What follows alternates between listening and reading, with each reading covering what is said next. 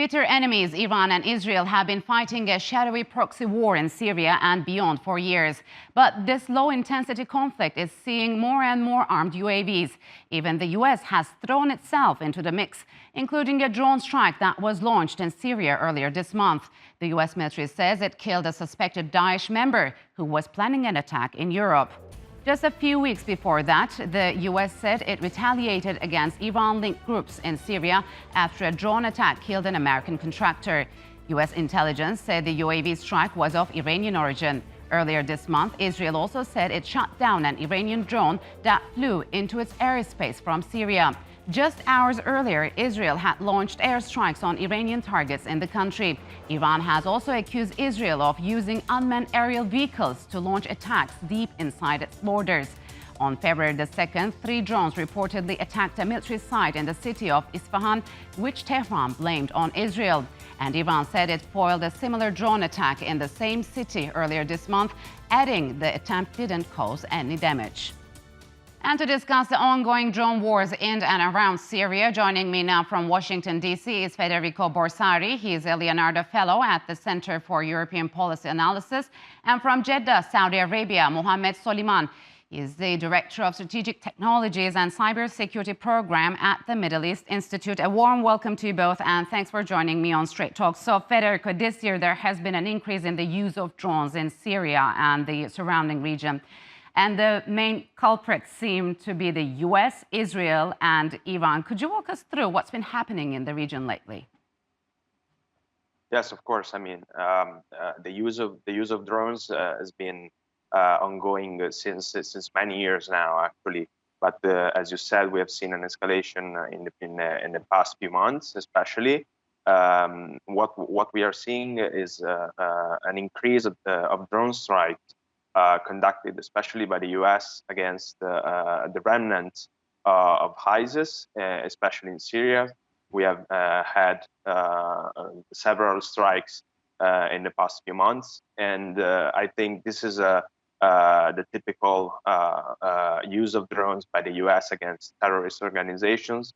At the same time, we have also seen an increase in the use of smaller drones by both Iran and Israel to an extent, if we can say so. Mm-hmm. Not just in Syria, but also in Iran as well. So we are likely talking about Israel as a potential culprit in the recent episodes and incidents we have witnessed in Iran against military facilities connected to the Iranian regime and its missile program.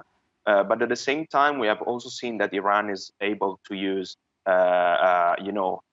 medium and small drones to attack U.S. forces, for instance, in Syria through its proxies, because it's doing this with the help of local proxies, both Iraqi, militias, pro-Iranian militias, and Syrian militias as well. Okay, we're gonna talk about what kind of policies Iran, the U.S., and Israel are following, especially when it comes to Syria, because things are slowly changing there. But Mohammed, I want to ask you this: what makes the drone strikes the weapon of choice for some of these actors? I think the answer is clear. It's expandable, it's affordable, it's effective. It also provides regional actors with deniability.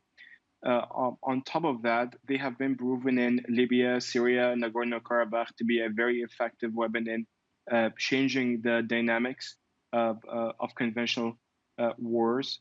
And this is basically has been impacting the way regional power are thinking about their conventional capabilities, what sort of capabilities they should acquire, and how they're handling their own regional competition.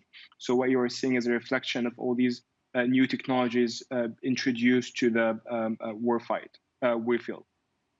So, Federico, Israel, as you've briefly mentioned, was suspected of carrying out 3 aerial attacks on Iranian targets inside Syria within 4 days. So is this a sign of a wider operation to come in the coming months? What's your take on that? Mm-hmm. I think rather than a broader or bigger operation, we should expect Israel, to continue the trends of low intensity, let's say, targeted strikes against military objectives, both in Syria and possibly Iran, if it perceives a threat, coming from either Syria or Iran in terms of missiles or long-range drones, as Syrian pro-Iranian forces have used in the past years. So I don't see a new development here, but I see a continuation of the previous trend. Even though, of course, we have seen an increase in terms of strikes in the past few weeks, but these strikes are also carried out through conventional fighter jets, Yes. to a larger extent. So drones are a component, but they're not the main, let's say, the main tool Israel is using currently. So, Mohammed, is this somewhat related to the shifting dynamics in the region and the prospects for the Syrian regime's rehabilitation efforts? Because we know that Saudi Arabia's foreign minister has landed in Damascus today. That was a significant visit. So what's your take on that?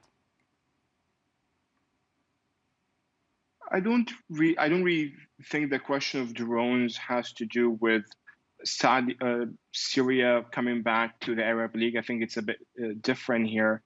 What I can say is there's a broader changing dynamics in the region after I ask this because we know that the U.S. is opposed to the Syrian regime's rehabilitation, whereas other regional countries are realigning themselves. That's why I ask this question, actually. Well, the United States is, I would say, is changing its own priorities in terms of how it sees the region. Clearly, the talk in Washington is much more centered about the situation in Ukraine and Europe, and to a large extent, Taiwan and the Indo-Pacific. So I think policymakers in D.C. right now, I would say, not really thinking about Syria as a priority file. So they're much more in a wait-and-see mode at the moment. Mm-hmm. So, Federico, how would the U.S.'s latest strike, which targeted Iranian-linked groups in Syria, impact sensitive negotiations between the U.S. and Iran about the release of 4 American citizens? I mean, could this latest incident derail these sensitive talks?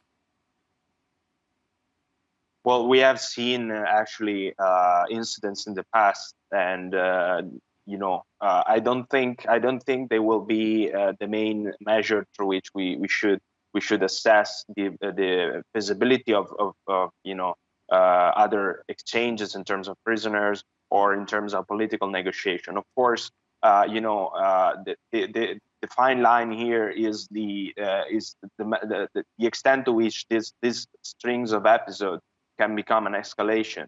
But I don't see any, development as in the recent weeks as a novel thing. We have seen in 2020 and in 2021 after General Soleimani was killed by drone strikes in Iraq that the U.S. have retained the possibility of course responding to Iranian attacks or pro-Iranian militias attacks against U.S. bases in Syria. So it's not a new thing. It's something that was already ongoing in the previous years. So, Mohammed, where do you think Moscow stands amid this? I mean, are the latest tensions in Syria somehow a spillover effect from the war in Ukraine? Clearly, policymakers in Moscow are distracted. The situation in Ukraine has been taking a toll on the Russian conventional capabilities, also their strategic bandwidth. You see the situation in Central Asia, what's happening in Nagorno-Karabakh, and of course, Libya, Sudan, and Syria. I would say Russia has not been in the driving seat as it used to. Mm-hmm. At least they were able to alter some of these dynamics, were able to insert themselves in the conversation, were an active player. I'm not going to say that Moscow is completely absent. That's not really my assessment. However, they clearly lost a lot of their own traditional influence in these areas. So what kind of, Mohammed, advantages do these drones provide? I mean, could these drone attacks ever escalate into something more dangerous, like open conflicts? I mean, is there any regulation for their use?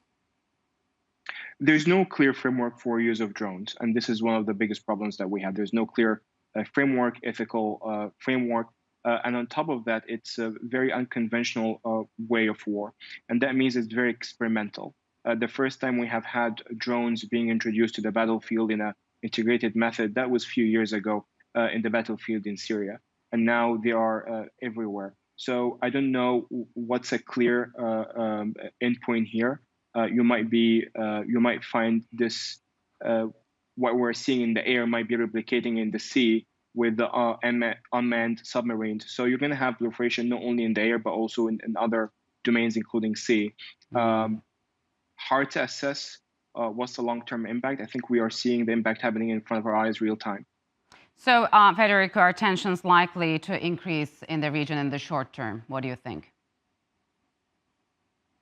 I think, of course, there are many, fault lines in the region. Some have, very, very old routes. Other are, increasing due to new developments. But I think I wouldn't say there is a risk of escalation for now in the near term. I think, but at the same time, we are seeing that many countries in the region are acquiring new capabilities in terms of drones, in terms of long-range missiles.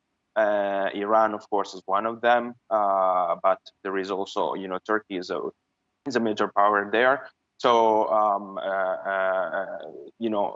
I think there is the risk of escalation is always, present to a certain extent.